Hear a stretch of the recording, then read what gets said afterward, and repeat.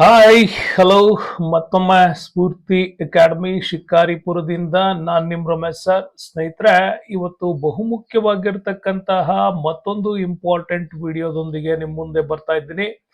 ಅದೇನೆ July current affairs ಅಲ್ಲಿ important ಆಗಿರ್ತಕ್ಕಂತಹ part ಇದು. ಜುಲೈನ ಒಂದು ಭಾಗ 1 ಸೂಪರ್ 30 ಅಂತ ಏನ್ ಕರಿತೀವಿ. ಈ ಸೂಪರ್ 30ಯ ಇಂಪಾರ್ಟೆಂಟ್ ಆಗಿರ್ತಕ್ಕಂಥ ಮ್ಯಾಟರ್ಗಳನ್ನ ನಿಮ್ಗೋಸ್ಕರ ತರ್ತಾ ಇದ್ದೀನಿ ಸ್ನೇಹಿತರೆ.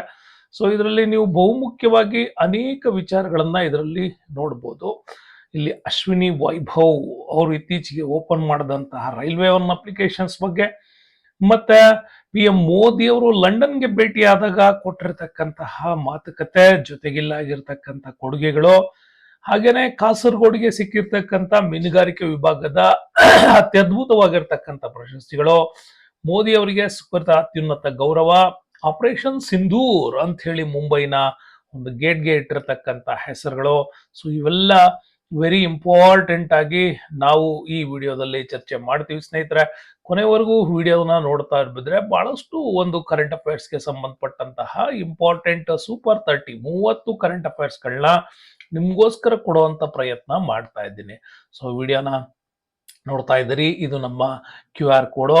ಸೊ ಮರಿಬೇಡಿ, ಗೂಗಲ್ ಪೇನಲ್ಲಿ ಏನಾದರೂ ಚಾನಲ್ಗೆ ಬಿಗ್ಗೆಸ್ಟ್ ಲೆವೆಲ್ಗೆ ಹೆಲ್ಪ್ ಮಾಡಿದ್ರೆ ಸೊ ಚಾನಲ್ನ ಒಂದು ದೊಡ್ಡ ಡಿಜಿಟಲೈಸ್ ಮಾಡೋದಕ್ಕೆ ನಮ್ಗೆ ಹೆಲ್ಪ್ ಆಗುತ್ತೆ. ಬನ್ನಿ ಹೆಲ್ಪ್ ಮಾಡಿ. ಸೊ ಬನ್ನಿ ಪ್ರಶ್ನೆ 1 ಹೋಗೋಣ. ಪ್ರಶ್ನೆ ನೋಡಿ ಹೀಗಿದೆ, ಇಂಪಾರ್ಟೆಂಟ್ ಕ್ವಶನ್ಸ್ ಏನ್ ಹೇಳುತ್ತೆ ಅಂತಂದ್ರೆ, ಇತ್ತೀಚೆಗೆ UPI ನೋಡಿ, ಭಾರತದ ಎಲ್ಲಾ ಅಂಚೆ ಕಚೇರಿಗಳಿಗೂ ಕೂಡ ಡೈನಮಿಕ್ QR ಕೋಡ್ಗಳ ಮುಖಾಂತರ UPI ಪಾವತಿಗಳನ್ನ ಈಗ ಅಡ್ಜಸ್ಟ್ ಮಾಡಲಾಯಿತು. ಯಾವಾಗಿಂದ ಇದು ಸ್ಟಾರ್ಟ್ ಅಂದ್ರೆ, ಇದೇ ಬರುವ ಆಗಸ್ಟ್ 2025ರಿಂದ ಇದನ್ನ ಆರಂಭ ಮಾಡ್ತಾ ಇದ್ದಾರೆ. ಭಾರತದಲ್ಲಿ ಇದುವರೆಗೂ ಕೂಡ ರಾಷ್ಟ್ರೀಯ ಮಟ್ಟದಲ್ಲಿ ಒಂದು ಅರಿಶಿನ ಮಂಡಳಿ ಇರಲಿಲ್ಲ. ಸೊ ಹಾಗಾಗಿ ರಾಷ್ಟ್ರೀಯ ಅರಿಶಿನ ಮಂಡಳಿಯನ್ನ ಇತ್ತೀಚೆಗೆ ತೆಲಂಗಾಣಕ್ಕೆ ಭೇಟಿ ನೀಡಿದಾಗ ಅಮಿತ್ ಶಾ ಅವರು, ಅಂದ್ರೆ ಕೇಂದ್ರ ಸಚಿವ ಅಮಿತ್ ಶಾ ಅವರು ಎಲ್ಲಿ ಪ್ರಧಾನ ಕಚೇರಿಯನ್ನ ಓಪನ್ ಮಾಡಿದ್ರು ಅಂತ ಕೇಳಿದ್ರೆ, ತೆಲಂಗಾಣದ ನಿಜಾಮಾಬಾದ್ ಅಲ್ಲಿ ರಾಷ್ಟ್ರೀಯ ಅರಿಶಿನ ಮಂಡಳಿ ಒಂದನ್ನ ಇಲ್ಲಿ ಉದ್ಘಾಟನೆ ಮಾಡಲಾಗಿದೆ. ಬಹುಮುಖ್ಯವಾಗಿ ಭಾರತದಲ್ಲಿ ಸಾಂಬಾರು ಪದಾರ್ಥಗಳಿಗೆ ಹೆಸರುವಾಗಿರ್ತಕ್ಕಂತಹ ದಕ್ಷಿಣ ಭಾರತದಲ್ಲಿ ಅರಿಶಿಣ ಕೇಂದ್ರ ಒಂದನ್ನ ಸ್ಥಾಪನೆ ಮಾಡಲಿಕ್ಕೆ ಇಲ್ಲಿ ಹೆಲ್ಪ್ ಆಗಿದೆ. ಸೊ ನೆಕ್ಸ್ಟ್ ಬರೋಣ, 3ನೇ ಪ್ರಶ್ನೆಗೆ ಹೋದ್ರೆ, ಭಾರತದಲ್ಲಿ ಮೊಟ್ಟ ಮೊದಲ ಬಾರಿಗೆ ನೀವು ನೋಡ್ಬೋದು ಗುರುದ್ವಾರ, ಮರದ ಗುರುದ್ವಾರ, ಇದು ಮರದ ಗುರುದ್ವಾರವನ್ನ ಶ್ರೀನಾನಕ್ ನಿವಾಸ್ ಅಂತೇಳಿ ಹೆಸರಿಸಿದ್ರು. ಅದೀಗ ಎಲ್ಲಿದೆ ಅಂತ ಕೇಳಿದ್ರೆ, ಪಂಜಾಬ್ನ ಫಜಿಲ್ಕಾದಲ್ಲಿ ಈ ಮೊದಲ ನಾನಕ್ ನಿವಾಸನ್ನ, ಅದು ಮರದಲ್ಲಿ ನಿರ್ಮಾಣ ಮಾಡಿರ್ತಕ್ಕಂಥ ನಾನಕ್ ನಿವಾಸನ್ನ ಓಪನ್ ಮಾಡಿದ್ದಾರೆ. ಸೊ ಇದು ಕೂಡ ಇಂಪಾರ್ಟೆಂಟ್ ಆಗಿರ್ತಕ್ಕಂಥದ್ದು. ನಿಮಗೆ ಗೊತ್ತಿದೆ ಗುರುನಾನಕ್ ಅಂತ ಏನ್ ಕರಿತೀವಿ. ಸೊ ಗುರುನಾನಕ್ ಅನ್ನ ಸಿಖ್ ಧರ್ಮದ ಸ್ಥಾಪಕರು ಅಂತಾನು ಕೂಡ ಕರಿತೀವಿ. ಓಕೆ, ಆಮೇಲೆ ಸಿಖ್ ಪರಂಪರೆಯಲ್ಲಿ 9 ಗುರುಗಳು ಆ ಪರಂಪರೆಯನ್ನ ನಡೆಸ್ಕೊಂಡು ಹೋಗ್ತಾರೆ. ಕೊನೆಗೆ ಆ ಪರಂಪರೆಯನ್ನ ಬಿಟ್ಬಿಟ್ಟು ಅವರ ಪವಿತ್ರ ಗ್ರಂಥ ಏನಿದೆ, ಆದಿ ಗ್ರಂಥ ಅಂತ ಏನ್ ಕರಿತೀವಿ, ಅದನ್ನೇ ಸಿಖ್ಖರ ಧರ್ಮ ಗುರು ಅಂತ ಅನ್ಕೊಂಡು ಅದನ್ನ ಮಾಡ್ತಾ ಇದ್ದೀವಿ. ಸೊ ರಾಮದಾಸ್ ಬರ್ತಾರೆ ಸಿಖ್ ವಂಶದಲ್ಲಿ, ಗುರು ಪರಂಪರೆಯಲ್ಲಿ. ಈ ರಾಮದಾಸ್ ಅವರೇ ಅಕ್ಬರ್ನಿಂದ ಭೂಮಿಯನ್ನ ಪಡ್ಕೊಂಡು ಸೊ ಅಲ್ಲಿ ಮುಂದೆ ಒಂದು ದೊಡ್ಡ ಮಂದಿರವನ್ನ ನಿರ್ಮಾಣ ಮಾಡಬೇಕು ಅನ್ಕೊಂಡ್ರು. ಮುಂದೆ ಅರ್ಜುನ್ ಸಿಂಗ್ ಬಂದಾಗ ಅದಕ್ಕೆ ಅಮೃತ್ಸರದಲ್ಲಿ ಬಹುಮುಖ್ಯವಾಗಿರ್ತಕ್ಕಂಥ ಗುರುದ್ವಾರ್ ನಿರ್ಮಾಣ ಆಗತ್ತೆ. ಇದೆಲ್ಲ ನೀವು ನಮ್ಮ ಇಂಪಾರ್ಟೆಂಟ್ ಹಿಸ್ಟ್ರಿ ವಿಡಿಯೋದಲ್ಲಿ ಅವನ್ನೆಲ್ಲ ನೋಡ್ತೀರಾ. ಸೊ ನೆಕ್ಸ್ಟ್ ಬರೋಣ, ರೈಲ್ವೆ ಸಚಿವ, ಕೇಂದ್ರ ರೈಲ್ವೆ ಸಚಿವ ಅಶ್ವಿನಿ ವೈಷ್ಣವ್ ಅವರು ಇತ್ತೀಚೆಗೆ ಪ್ರಾರಂಭಿಸಿರ್ತಕ್ಕಂಥ ಒಂದು ಏಕೀಕೃತ ಡಿಜಿಟಲ್ ವೇದಿಕೆ ಅಂತ ಕರಿತೀವಿ. ಅದು ರೈಲ್ವೆಗಾಗಿ ನಿರ್ಮಾಣ ಮಾಡಿರ್ತಕ್ಕಂಥದ್ದು ರೈಲ್ ಒನ್ ಅಪ್ಲಿಕೇಶನ್ಸ್ ಅಂತ. ಈ ಅಪ್ಲಿಕೇಶನ್ಸ್ ಮುಖಾಂತರವಾಗಿ ತ್ವರಿತ ಟಿಕೆಟ್ ಬುಕಿಂಗ್ ಗಳನ್ನ ಕೂಡ ಮಾಡಲಿಕ್ಕೆ ಅವಕಾಶ ಆಗಿದೆ. ಬಹಳಷ್ಟು ರೀತಿಯಲ್ಲೂ ಕೂಡ ರೈಲ್ವೆ ಸೇವೆಗಳು ಮೊಬೈಲ್ ಮುಖಾಂತರ ಜನರ ಬಳಿಗೆ ಕರೆದೊಯ್ಯುವಂತ ಪ್ರಯತ್ನ ಕೂಡ ಈ ಒಂದು ಡಿಪಾರ್ಟ್ಮೆಂಟ್ ಅಲ್ಲಿ ಹೆಸರುವಾಸಿ ಆಗಿದೆ. ನೆಕ್ಸ್ಟ್ ಬರೋಣ ನೋಡಿ, ದೇಶದಲ್ಲೇ ಮೊಟ್ಟ ಮೊದಲ ಬಾರಿಗೆ ಒಂದು ವಿನೂತನ ಪ್ರಯತ್ನ ಮಾಡಿದೆ ಇಂದೋರ್ ನಗರ. ಏನ್ ಪ್ರಯತ್ನ ಮಾಡಿದ್ದಾರೆ ಅಂದ್ರೆ, ಎಲ್ಲ ಮನೆಯ ಅಡ್ರೆಸ್ ಗಳನ್ನ ಮೊಟ್ಟ ಮೊದಲ ಬಾರಿಗೆ QR ಆಧಾರಿತ ಡಿಜಿಟಲ್ ಮನೆ ವಿಳಾಸ ವ್ಯವಸ್ಥೆಯನ್ನ ಇತ್ತೀಚೆಗೆ ಭಾರತೀಯ ನಗರ ಪ್ರಾರಂಭ ಮಾಡ್ತು ಅಂತ ಹೇಳ್ತಾರೆ. ಅದು ಯಾವುದು ಅಂದ್ರೆ ಇಂದೋರ್. ಇಂದೋರ್ನಲ್ಲಿ ದೇಶದಲ್ಲೇ ಮೊಟ್ಟ ಮೊದಲ ಬಾರಿಗೆ QR ಆಧಾರಿತ ಡಿಜಿಟಲ್ ಮನೆ ವಿಳಾಸವನ್ನ ಪ್ರಾರಂಭಿಸಿರ್ತಕ್ಕಂಥ ಭಾರತೀಯ ನಗರ ಅದು ಇಂದೋರ್. ಭಾರತದಲ್ಲೇ ಫಸ್ಟ್ ಟೈಮ್ ಈ ತರದ ಮನೆ ವಿಳಾಸವನ್ನ ಒಂದು QR ಕೋಡ್ನ ಮುಖಾಂತರವಾಗಿ ತೋರಿಸ್ತಾ ಇರೋದು. ಜಾಗತಿಕ ಜೈವಿಕ ಇಂಧನ ಬಳಕೆ ಅಂತ ಬರ್ತದೆ ನಮ್ಮಲ್ಲಿ. ಯಾಕೆಂದ್ರೆ ಪೆಟ್ರೋಲಿಯಂ ಆಧಾರಿತವಾದಂತ ಇಂಧನಗಳನ್ನ ಬಳಕೆ ಮಾಡ್ತೀವಿ, ಮುಂದೊಮ್ಮೆ ಅದು ಖಾಲಿ ಆಗ್ಬೋದು. ಹಾಗಾಗಿ ಜೈವಿಕ ಇಂಧನಗಳನ್ನ ಬಳಕೆ ಮಾಡೋದ್ರಿಂದ ನಮ್ಮ ಹಸಿರುಮನೆ ಪರಿಣಾಮಗಳನ್ನು ತಡೆಗಟ್ಟಬಹುದು ಅನ್ನೋ ಉದ್ದೇಶದಿಂದಾಗಿ ಜೈವಿಕ ಇಂಧನ ಬಳಕೆಯಲ್ಲಿ ಭಾರತ ಎಷ್ಟನೇ ಸ್ಥಾನದಲ್ಲಿದೆ ಅಂತೇಳಿ ಇತ್ತೀಚೆಗೆ ರ್ಯಾಂಕಿಂಗ್ ಬಿಡುಗಡೆ ಮಾಡಿದ್ರು. ಹಾಗೆ ಬಿಡುಗಡೆ ಮಾಡಿದಾಗ ಭಾರತ 4ನೇ ಅತಿ ದೊಡ್ಡ ಜೈವಿಕ ಇಂಧನದ ಬಳಕೆದಾರ ರಾಷ್ಟ್ರ ನಮ್ದಾಗಿದೆ ಅನ್ನೋದು ಕೂಡ ಬಹಳ ಇಂಪಾರ್ಟೆಂಟ್ ಆಗಿ ನಾವು ತಿಳ್ಕೊಳ್ಬಹುದಾಗಿರ್ತಕ್ಕಂಥ ಮ್ಯಾಟ್ರ್ ಇದು. ಯಾಕೆಂತಂದ್ರೆ ಜೈವಿಕ ಇಂಧನದ ಬಳಕೆಯಲ್ಲಿ ಪ್ರತಿಯೊಂದು ದೇಶಗಳು ಕೂಡ ಈ ಪ್ರಯತ್ನ ಮಾಡ್ತಾ ಇದೆ.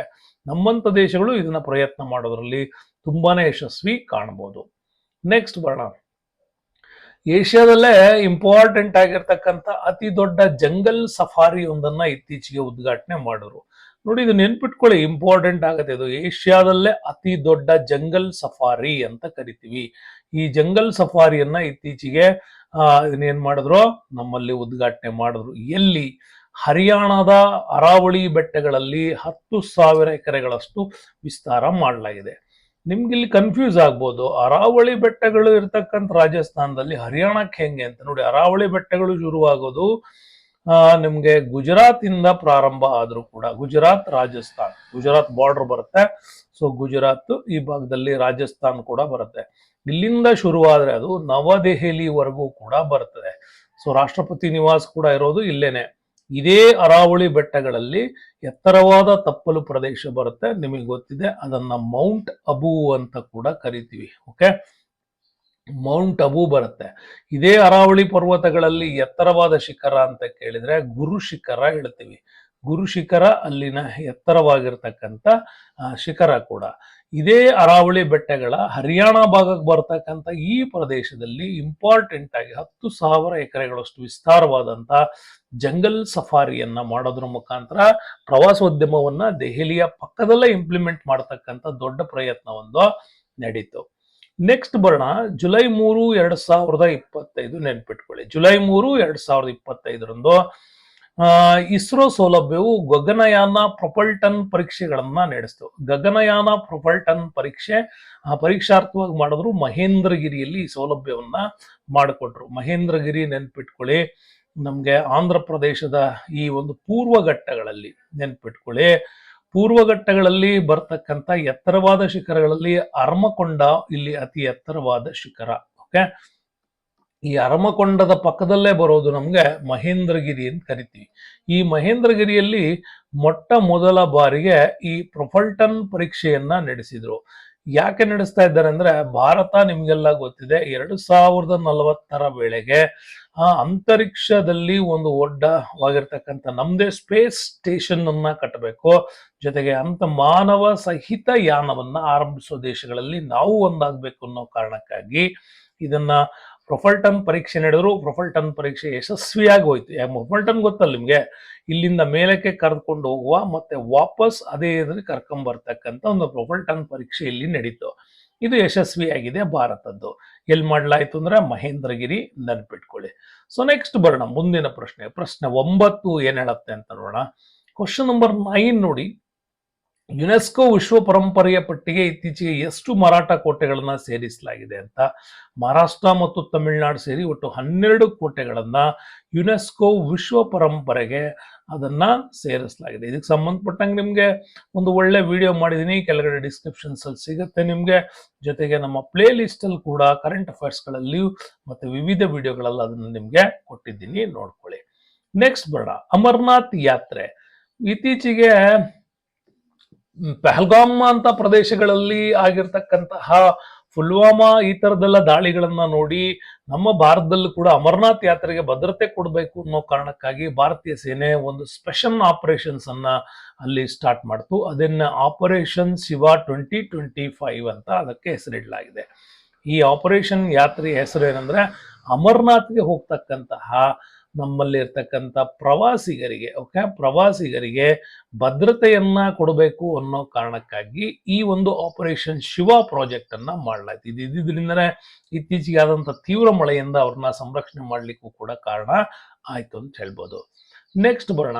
ಇತ್ತೀಚೆಗೆ ಸಿಕ್ಕಿಂ ಸರ್ಕಾರ ಒಂದು ಹೊಸ ಯೋಜನೆಯನ್ನ ತಂತು, ನೋಮೋಡ್ ಸ್ಕೀಮ್ ಅಂತ ಕರಿತೀವಿ. ಅಲೆಮಾರಿ ವ್ಯವಸ್ಥೆಯನ್ನ ಕಂಪ್ಲೀಟ್ ಆಗಿ ನಾವು ನಿಲುಗಡೆ ಮಾಡಬೇಕು ಅನ್ನೋ ಕಾರಣಕ್ಕಾಗಿ ನೋಮೋಡ್ ಸ್ಕೀಮ್ ಯೋಜನೆಯಡಿಯಲ್ಲಿ ಸಿಕ್ಕಿಂನ ಯಾವ ಗ್ರಾಮವನ್ನ ಭಾರತದ ಮೊದಲ ಡಿಜಿಟಲ್ ನೋಮೋಡ್ ಗ್ರಾಮವನ್ನಾಗಿ ಮಾಡಲಾಯಿತು.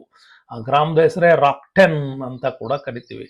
ನೆನ್ಪಿಟ್ಕೊಳ್ಳಿ, ಸಿಕ್ಕಿಂ ಪ್ರದೇಶಗಳಲ್ಲಿ ನಮಗೆ ಗೊತ್ತಿದೆ ಇದು ಅತ್ಯಂತ ಒಂದು ಚಿಕ್ಕ ಪ್ರಾಂತ್ಯವಾಗಿ ಕಂಡು ಬರ್ತಕ್ಕಂಥ ಸಿಕ್ಕಿಂ ಪ್ರಾಂತ್ಯ ಏನಿದೆ, ಇಲ್ಲಿ ಕೂಡ ನಾವು ಏನ್ ಮಾಡಬೇಕಾಗಿತ್ತು ಅಂತಂದ್ರೆ ಈ ನೋಮೋಡ್ ಒಂದು ಅಲೆಮಾರಿ ವ್ಯವಸ್ಥೆಯನ್ನ ನಿಲ್ಸಿದ ಮೇಲೆ ಆ ಗ್ರಾಮವನ್ನ ಕಂಪ್ಲೀಟ್ ಆಗಿ ಡಿಜಿಟಲ್ ವ್ಯವಸ್ಥೆಯಿಂದ ಅಲಂಕೃತ ಮಾಡೋದ್ರ ಮುಖಾಂತರ ಅವ್ರಿಗೆಲ್ಲಾ ಸೌಲಭ್ಯಗಳನ್ನು ಕೊಡಬೇಕು ಅಂತ ಕೂಡ ಮಾಡಿದ್ರು. ಹಾಗೆ ಸಿಕ್ಕಿಂನಲ್ಲೇ ಮೊಟ್ಟ ಮೊದಲ ಬಾರಿಗೆ ಒಂದು ಗ್ರಾಮವನ್ನ ಡಿಜಿಟಲ್ ನೋಮೋಡ್ ಅಂತ ಮಾಡಲಾಯಿತು. ಅದು ಡಿಜಿಟಲ್ ನೋಮೋಡ್ ಗ್ರಾಮವನ್ನ ಯಾವ್ದನ್ನ ಕರಿತೀವಿ, ರಾಕ್ಟೆನ್ ಅಂತ ಕೂಡ ಕರಿತಾ ಇದ್ವಿ. ಓಕೆ, ನಮ್ಮ ಈ ಭಾಗದಲ್ಲಿ ಬರ್ತಕ್ಕಂಥ ಅರುಣಾಚಲ್ ಪ್ರದೇಶ ಇರ್ಬೋದು, ಹಾಗೆ ನಮ್ಮಲ್ಲಿ ವೆರಿ ಇಂಪಾರ್ಟೆಂಟ್ ಆಗಿ ಬರ್ತಕ್ಕಂಥ ಮಣಿಪುರ್ ಇರ್ಬೋದು, ದೆನ್ ಮಿಜೋರಾಂ ಇದೆ, ಹಾಗೇನೆ ನಮ್ಮಲ್ಲಿ ತ್ರಿಪುರ ಬರ್ತದೆ, ಮತ್ತಿಲ್ಲಿ ಮೇಘಾಲಯ ಬರ್ತದೆ, ಅಸ್ಸಾಂ ಬರ್ತವೆ. ಓಕೆ, ಈ ಭಾಗದಲ್ಲಿ ಮೇಘಾಲಯ, ಅಸ್ಸಾಂ ಬರ್ತದೆ, ಇಲ್ಲಿ ಬರೋದೆ ನಮ್ಗೆ ಸಿಕ್ಕಿಂ. ಓಕೆ, ಈ ಕಡೆ ವೆಸ್ಟ್ ಬೆಂಗಾಲ್ನ ಪಕ್ಕದ ಬಾರ್ಡರ್ ಅಲ್ಲೇ ಸಿಕ್ಕಿಂ ಕೂಡ ಬರ್ತದೆ, ನೆನ್ಪಿಟ್ಕೊಳ್ಳಿ. ನೆಕ್ಸ್ಟ್ ಬರೋಣ. 2024-25 48.59 ಲಕ್ಷ ಟನ್ಗಳೊಂದಿಗೆ ಭಾರತ ಯಾವ ರಾಜ್ಯ ಸಂಸ್ಕರಿಸಿದ ಆಲೂಗಡ್ಡೆಯ ಪ್ರಮುಖ ಉತ್ಪಾದಕರಾಗಿ ಹೊರಹೊಮ್ಮುತ್ತಂದ್ರೆ ಗುಜರಾತ್. ನೆನ್ಪಿಟ್ಕೊಳ್ಳಿ, ಇಲ್ಲಿಯವರೆಗೂ ಕೂಡ ಯುಪಿನವರು ಪ್ಲಸ್ ಪಂಜಾಬ್ನವರು ತಮ್ಮದೇ ಆಗಿರ್ತಕ್ಕಂಥ ಸಾಧನೆ ಮಾಡ್ತಾ ಇದ್ರು. ಇತ್ತೀಚೆಗೆ ಗುಜರಾತ್ನ ಪ್ರದೇಶವು ಕೂಡ ಇದರಲ್ಲಿ ಕಾಲಿಟ್ಟು ಅತ್ಯದ್ಭುತವಾಗಿರ್ತಕ್ಕಂಥ ಸಂಸ್ಕರಿಸಿದ ಆಲೂಗಡ್ಡೆ ಉತ್ಪಾದಕ ರಾಜ್ಯಗಳಲ್ಲಿ ಅದು ಕೂಡ ಒಂದು ಆಯ್ತು ಅಂತ. ನೆಕ್ಸ್ಟ್ ಬರೋಣ.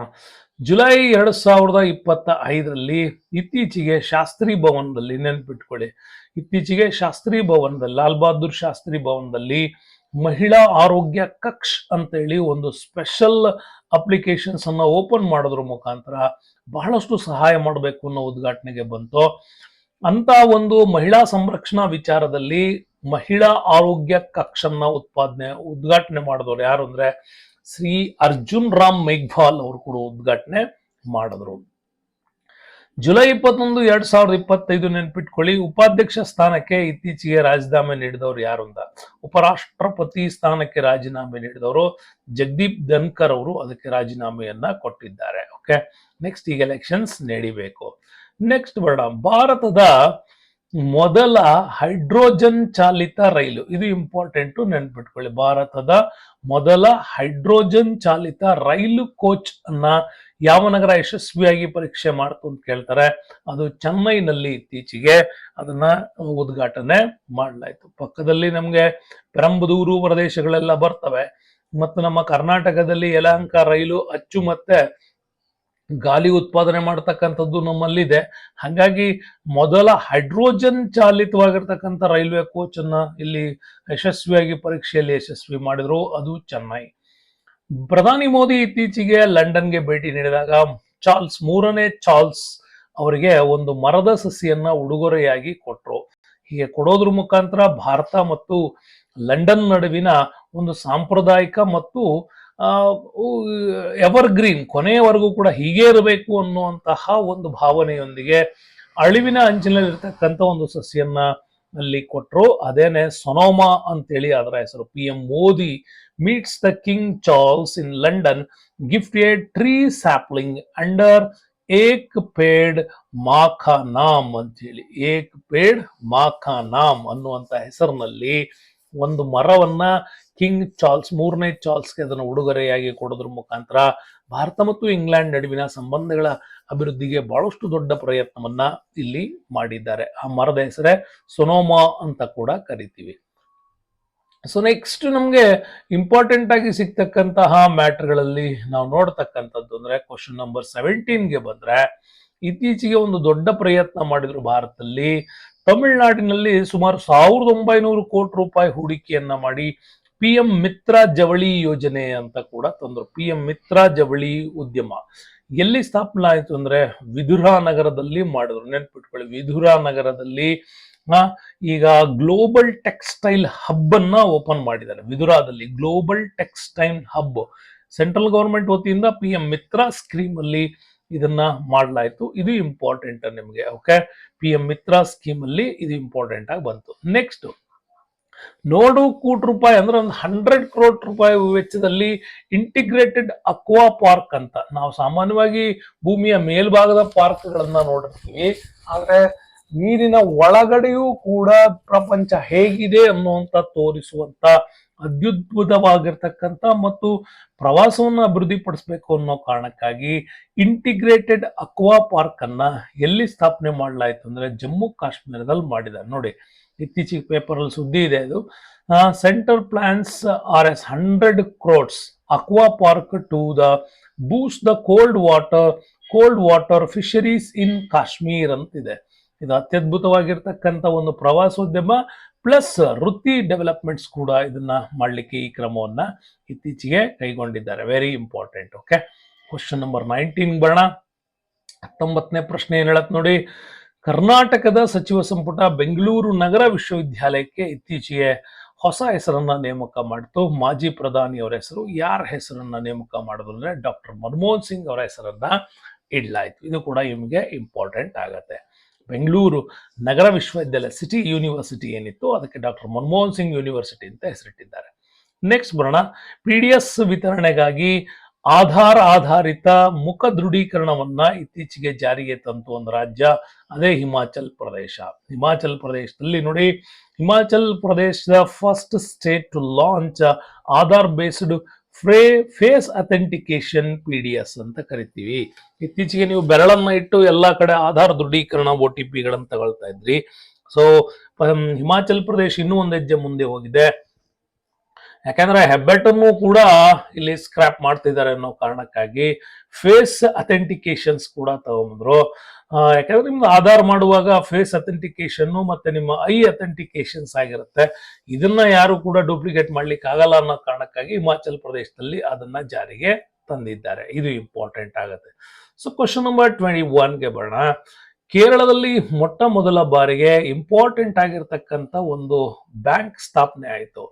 ಅದೇನೆ ಚರ್ಮದ ಬ್ಯಾಂಕ್ ಅಂತ ಕೂಡ ಕರಿತೀವಿ. ಕೆಲವೊಂದು ಆಕ್ಸಿಡೆಂಟ್ಗಳಲ್ಲಿ ಅಥವಾ ಇನ್ಯಾವುದೋ ಕಾರಣಕ್ಕಾಗಿ ಅಥವಾ ಬೆಂಕಿಗಳಿಂದಾಗಿ ಆ ಚರ್ಮ ಸುಟ್ಟು ಹೋಗಿ ಸ್ವಲ್ಪ ವಿಕಾರ ಆಗ್ತಾ ಇತ್ತು, ಅಥವಾ ಆಸಿಡ್ ದಾಳಿಗಳಿಂದ ಅವುಗಳನ್ನ ತಪ್ಪಿಸ್ಬೇಕು ಅನ್ನೋ ಕಾರಣಕ್ಕಾಗಿ ತಿರುವನಂತಪುರಂ ಸರ್ಕಾರಿ ವೈದ್ಯಕೀಯ ಕಾಲೇಜ್ ಆಸ್ಪತ್ರೆಯಲ್ಲಿ life saving skin solution by Kerala ಅಂತೇಳಿ, ಇದು ಕೇರಳದಲ್ಲೇ ಮೊಟ್ಟ ಮೊದಲ ಬಾರಿಗೆ ಚರ್ಮದ ಬ್ಯಾಂಕ್ ಅನ್ನ ಇಲ್ಲಿ ಸೆಟಪ್ ಮಾಡೋದ್ರ ಮುಖಾಂತರ ಅಲ್ಲಿ ಅದನ್ನ ಒಂದು ತಯಾರು ಮಾಡ್ಲಿಕ್ಕೆ ಬಂದ್ರು. ಇದು ಫೆಸಿಲಿಟಿ ಒಂದು 6.75 ಕೋಟಿ ರೂಪಾಯಿಗಳಲ್ಲಿ ದೊಡ್ಡ ಮಟ್ಟದಲ್ಲೇ ಮೊಟ್ಟ ಮೊದಲ ಬಾರಿಗೆ ಭಾರತದಲ್ಲಿ ಈ ಚರ್ಮದ ಬ್ಯಾಂಕ್ ಅನ್ನ ಕೊಡೋದ್ರ ಮುಖಾಂತರವಾಗಿ ಆ ಚರ್ಮವನ್ನು ಸಂರಕ್ಷಣೆ ಮಾಡಿ ಇನ್ನೊಬ್ಬರಿಗೆ ಅದನ್ನ ದಾನ ಮಾಡುವಷ್ಟು ಲೆವೆಲ್ಗೆ ಅದನ್ನ ಇಂಪ್ಲಿಮೆಂಟೇಷನ್ಸ್ ಮಾಡ್ತಾ ಇದ್ದಾರೆ.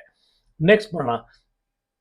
ಕೇರಳದ ಯಾವ ಜಿಲ್ಲೆಗೆ ಮೀನುಗಾರಿಕಾ ಪ್ರಶಸ್ತಿ 2025 ಸಿಕ್ಕಿದೆ ಅಂದ್ರೆ ಅದು ಕಾಸರಗೋಡು ಜಿಲ್ಲೆಗೆ ಈ ಬಾರಿ ಅಕ್ವಾ ಫಿಶರಿಂಗ್ಸ್ ಯೋಜನೆ ಅಡಿಯಲ್ಲಿ ಅವರು ಮೊಟ್ಟ ಮೊದಲ ಬಾರಿಗೆ ಈ ಪ್ರಶಸ್ತಿಯನ್ನ ಕೂಡ ಅವರು ಗೆದ್ದುಕೊಂಡಿದೆ 2025ರ ಫಿಶರಿಂಗ್ ಅವಾರ್ಡ್ಸ್. ನೆಕ್ಸ್ಟ್ ಬರೋಣ. ಆಪರೇಷನ್ಸ್ ಕಲಾನೇಮಿ ಇತ್ತೀಚೆಗೆ ಬಹಳ ದೊಡ್ಡ ಮಟ್ಟದಲ್ಲಿ ಸದ್ದು ಮಾಡ್ತಾ ಇತ್ತು. ಆಪರೇಷನ್ಸ್ ಕಲಾನೇಮಿ ಉತ್ತರಾಖಂಡ್ ರಾಜ್ಯದಲ್ಲಿ, ನೆನ್ಪಿಟ್ಕೊಳ್ಳಿ, operations Kalanemi crack down on the fake saints begins ಅಂತ. ಉತ್ತರಾಖಂಡಲ್ಲಿ ನಕಲಿ ಸಂತರ ಹಾವಳಿ ತುಂಬಾ ಜಾಸ್ತಿ ಆಗ್ತಾ ಇದೆ.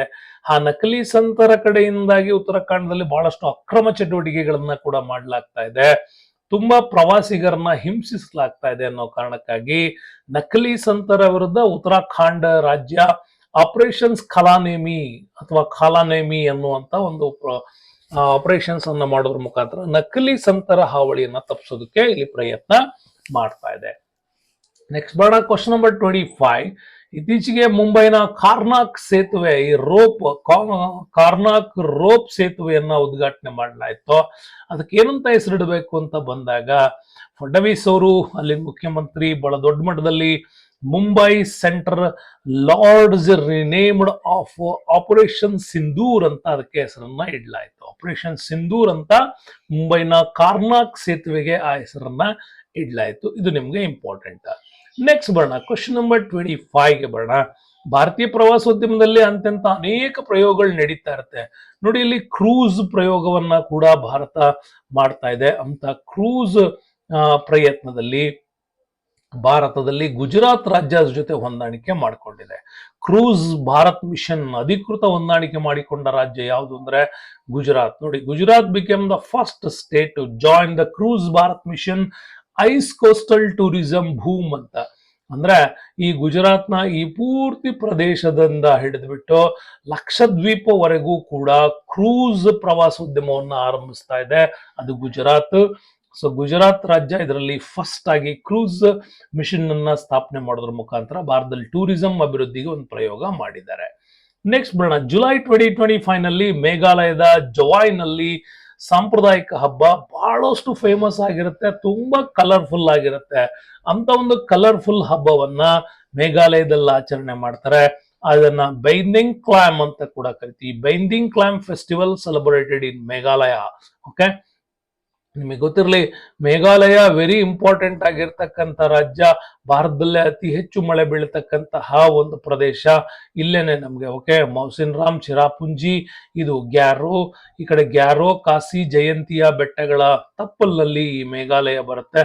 ಈ ಮೇಘಾಲಯದಲ್ಲೇ ಆಚರಿಸೋ ವೆರಿ ಇಂಪಾರ್ಟೆಂಟ್ ಮತ್ತೆ ಕಲರ್ಫುಲ್ ಫೆಸ್ಟಿವಲ್ ಅಂತ ಕರಿತೀವಿ ಬೈಂದಿಂಗ್ ಕ್ಲಾಮ್ ಅಂತ. ಈ ಬೈಂದಿಂಗ್ ಕ್ಲಾಮ್ ಅನ್ನ ಇತ್ತೀಚೆಗೆ ಆಚರಣೆ ಮಾಡಿದ್ರು. ಅದು ಕೂಡ ನಿಮ್ಗೆ ಇಂಪಾರ್ಟೆಂಟ್. ಜೊತೆಗೆ ಮೇಘಾಲಯ ಗೊತ್ತಿದೆಯಲ್ಲ ನಿಮ್ಗೆ, ಅತ್ಯಂತ ಹೆಚ್ಚು ಮಳೆ ಬೀಳ್ತಕ್ಕಂಥ ಪ್ರದೇಶ. ಯಾಕೆಂದ್ರೆ ಇಲ್ಲಿ ಗ್ಯಾರೋ, ಕಾಸಿ, ಜಯಂತಿಯ 3 ಬೆಟ್ಟಗಳ ಸರಣಿ ಬರೋದ್ರಿಂದ ಅದಲ್ಲಿ ಹೆಚ್ಚಾಗಿ ಕಾಣುತ್ತೆ.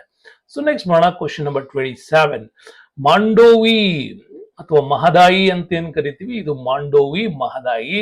ಸೊ ಇತ್ತೀಚೆಗೆ ಭಾರತ ಅಲ್ಲಿ ಒಂದು ಹೊಸದಾಗಿರ್ತಕ್ಕಂಥ ರೋ ದೋಣಿ ಸೇವೆಯನ್ನ ಪ್ರಾರಂಭಿಸಿದ್ರು. ಮುಖ್ಯಮಂತ್ರಿ ಪ್ರಮೋದ್ ಸಾವಂತ್ ಅವರು ಅದನ್ನ ಉದ್ಘಾಟನೆ ಮಾಡಿದ್ರು. ವೆರಿ ಇಂಪಾರ್ಟೆಂಟ್, ಇದು ಕೂಡ ನೆನ್ಪಿಟ್ಕೊಳ್ಳಿ. ಇದು ಕೂಡ ನಮ್ಗೆ ಇಂಪಾರ್ಟೆಂಟ್ ಹೇಗಾಗತ್ತೆ ಅಂತಂದ್ರೆ, ಇಲ್ಲಿ ro ferry service boost of river ಕಾಂಟ್ರವರ್ಸ್ ಕನೆಕ್ಟಿವಿಟಿ ಅಂತ ಕೂಡ ಕರಿತೀವಿ. ಬಹಳ ದೊಡ್ಡ ಮಟ್ಟದಲ್ಲಿ ರೋ ದೋಣಿ ಸೇವೆಯನ್ನ ಮಾಡೋದ್ರ ಮುಖಾಂತರವಾಗಿ ಮುಖ್ಯಮಂತ್ರಿ ಪ್ರಮೋದ್ ಸಾವಂತ್ ಅದನ್ನ ಉದ್ಘಾಟನೆ ಮಾಡಿದ್ದಾರೆ. ಸೊ ಗೋವಾದಲ್ಲಿ ಇಂಪಾರ್ಟೆಂಟ್ ಆಗಿ ಈ ಒಂದು ಪ್ರಯೋಗ ನಡೆದಿದೆ. ಭಾರತದಲ್ಲೇ ಮೊಟ್ಟ ಮೊದಲ ಬಾರಿಗೆ ಅಕ್ವಾಟೆಕ್ ಪಾರ್ಕ್ ಅನ್ನ ಉದ್ಘಾಟನೆ ಮಾಡಲಾಗಿದೆ. ಅಕ್ವಾಟೆಕ್ ಉದ್ಘಾಟನೆ ಮಾಡಿರ್ತಕ್ಕಂಥದ್ದು ಹೇಮಂತ್ ಬಿಸ್ವಾ ಶರ್ಮಾ ಅಂತ ಕರಿತೀವಿ. ಸೊ ಅಸ್ಸಾಂನಲ್ಲಿ ಇತ್ತೀಚೆಗೆ CM inaugurate nationals first ever aquatech park in ಬಹಳ ಇಂಪಾರ್ಟೆಂಟ್ ಆಗಿರ್ತಕ್ಕಂಥ ಸೋನಾಪುರ್ ಅಲ್ಲಿ ಅದನ್ನ ಮಾಡಿದ್ರು. ಹಾಗಾಗಿ ಮೀನುಗಾರಿಕೆ ಜೊತೆಗೆ ಪ್ರವಾಸೋದ್ಯಮ ಎರಡನ್ನೂ ಆಧಾರವಾಗಿ ಇಟ್ಕೊಂಡು ಮೊಟ್ಟ ಮೊದಲ ಬಾರಿಗೆ ಅಕ್ವಾಟೆಕ್ ಪಾರ್ಕ್ ಅನ್ನ ಅಸ್ಸಾಮಲ್ಲಿ ಉದ್ಘಾಟನೆ ಮಾಡಿದ್ದಾರೆ. ಸೊ ಇನ್ನು ಕ್ವಶನ್ ನಂಬರ್ 29ಗೆ ಬರೋದಾದ್ರೆ, 17ನೇ ಬ್ರಿಕ್ಸ್ ಶೃಂಗಸಭೆ ನಡೀತಿ ಇತ್ತೀಚೆಗೆ. ಈ ಬ್ರಿಕ್ಸ್ ಶೃಂಗಸಭೆಯಲ್ಲಿ 2 ಹೊಸ ದೇಶಗಳು ಬ್ರಿಕ್ಸ್ ಅಭಿವೃದ್ಧಿಗೆ ಅಲ್ಲಿ ಸೇರ್ಪಡೆಗೊಂಡ್ವು. ಆ 2 ರಾಷ್ಟ್ರಗಳು ಅಂತಂದ್ರೆ ಕೊಲಂಬಿಯಾ ಮತ್ತೆ ಉಜ್ಬೇಕಿಸ್ತಾನ್ ಅಂತ ಕರಿತೀವಿ. ಕೊಲಂಬಿಯಾ ಮತ್ತೆ ಉಜ್ಬೇಕಿಸ್ತಾನ್ 2 ಹೊಸ ರಾಷ್ಟ್ರಗಳು ಈ ಫೈನಾನ್ಷಿಯಲ್ ಸೆಕ್ಟರ್ ಅಲ್ಲಿ ಸೇರ್ಕೊಂಡ್ವು. ಲಾಸ್ಟ್ ಇನ್ ಕ್ವಶನ್ ನಂಬರ್ 30 ನೋಡಿ, ಪ್ರಧಾನಿ ಮೋದಿ ಅವರಿಗೆ ದೊರೆತಿರ್ತಕ್ಕಂಥ ಬ್ರೆಜಿಲ್ನ ಅತ್ಯುನ್ನತ ಗೌರವ ಯಾವುದು ಅಂತ. ಯಾಕೆಂತಂದ್ರೆ ದಕ್ಷಿಣ ಅಮೆರಿಕ ರಾಷ್ಟ್ರಗಳಲ್ಲಿ ಬರ್ತಕ್ಕಂಥ ಬೃಹತ್ ದೇಶ ಬ್ರೆಜಿಲ್, ರಾಜಧಾನಿ ಬ್ರೆಜಿಲಿಯಾ ಅಂತ ಕರಿತೀವಿ. ಓಕೆ, ಈ ಬ್ರೆಜಿಲಿಯಾ ದೇಶದಲ್ಲೇ ಕೊಡ್ತಕ್ಕಂಥ ಬಹುದೊಡ್ಡ ನಾಗರಿಕ ಪ್ರಶಸ್ತಿ Grand Collar of the National Order of the Southern Cross ಅಂತ ಕರಿತೀವಿ. ಈ ಒಂದು ಬ್ರೆಜಿಲ್ನ ಅತ್ಯುನ್ನತ ಗೌರವವನ್ನ ಇವತ್ತು ಪ್ರಧಾನಿ ಮೋದಿ ಅವರು ವಿಸಿಟ್ ಮಾಡಿದ್ದಕ್ಕಾಗಿ ಇಲ್ಲಿ ಕೊಡ್ಲಾಯ್ತು. ಬ್ರೆಜಿಲಿಯಾ ದೇಶ ಅಮೆಜಾನ್ ನದಿಯ ತಪ್ಪಲು ವಲಯ ಅಂತ ಕೂಡ ಕರಿತೀವಿ ದಕ್ಷಿಣ ಅಮೆರಿಕದಲ್ಲಿ. ಇದ್ರ ಕೆಳಗೆ ಬರುವಂತ ಇನ್ನೊಂದು ದೇಶನೇ ಅರ್ಜೆಂಟೀನಾ. ಇದರ ರಾಜಧಾನಿ ಬ್ಯೂನಸ್ ಐರಿಸ್ ಅಂತ ಕೂಡ ಕರಿತೀವಿ. ಓಕೆ, ಬ್ಯೂನಸ್ ಐರಿಸ್ ಇಲ್ಲಿನ ಪ್ರಮುಖ ರಾಜಧಾನಿ ಇದು ಕೂಡ. ಹಾಗಾಗಿ ಬಹಳ ಇಂಪಾರ್ಟೆಂಟ್ ಆಗಿರ್ತಕ್ಕಂಥ ಸೂಪರ್ 30 ನಿಮ್ಗೋಸ್ಕರ ತಂದಿರತಕ್ಕಂಥ ಇಂಪಾರ್ಟೆಂಟ್ ಇವುಗಳನ್ನ ನಿಮಗಾಗಿ ಸೇವೆ ಮಾಡ್ತಾ ಇದೆ ಸ್ಫೂರ್ತಿ ಅಕಾಡೆಮಿ. ಮರಿಬಿಡಿ, ನಮ್ಮ ಗೂಗಲ್ ಪೇ ನಂಬರ್ ಇದೆ, ಜೊತೆಗೆ QR ಕೋಡ್ ಇದೆ. ಇದನ್ನ ಸಹಾಯ ಮಾಡೋದ್ರ ಮುಖಾಂತರ ಚಾನಲ್ ಬಿಗ್ಗೆಸ್ಟ್ ಲೆವೆಲ್ಗೆ ಒಯ್ಯೋದಕ್ಕೆ ಸಹಾಯ ಮಾಡ್ತೀನಿ ಅಂತ ಹೇಳ್ತಾ ವಿಡಿಯೋಕ್ಕೆ ಧನ್ಯವಾದಗಳು. ಇದು ಪಾರ್ಟ್ 1. ಪಾರ್ಟ್ 2 ಜುಲೈನ ಸೂಪರ್ 30 ಮತ್ತೊಂದು ವಿಡಿಯೋ ಬರುತ್ತೆ. ಅಲ್ಲಿವರೆಗೂ stay with us. Ramesh, thank you, bye.